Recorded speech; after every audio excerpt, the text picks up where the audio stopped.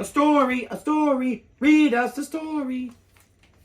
This story is called Old Mama Squirrel by David Ezra Stein.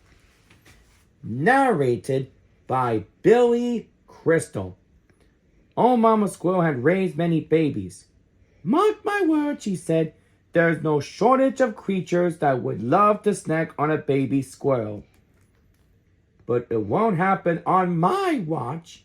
Whenever danger approaches, Mama Squirrel went into action. Chook, chook, chook, she said. Get away from my babies. Chook, chook, chook. Get out of my tree. No one could scold like old Mama Squirrel. The cat or owl that ran afoul of her world would slink off, looking for some easier meal.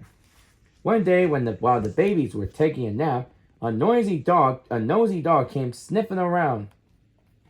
Mama Squirrel clattered in the high branches. Chook, chook, chook.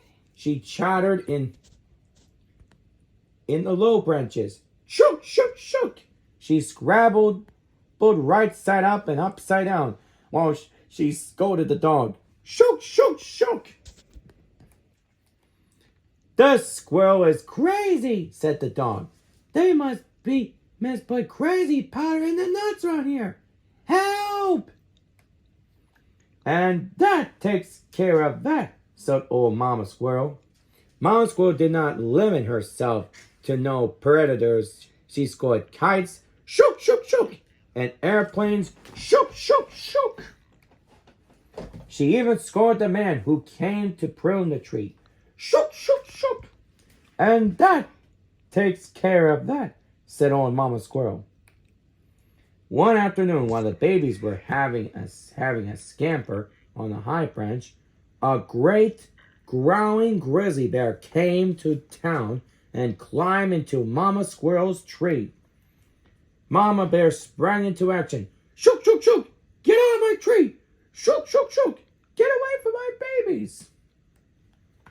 She clattered in the high branches and chattered in the low branches, as she scolded that bear. And she pelted him with last year's nuts. Plonk. The bear was shocked, but then he laughed. Why should I listen to one puny squirrel like you? I'll eat you your whole family tree. A twitch of fear went through old Mama Squirrel's whiskers.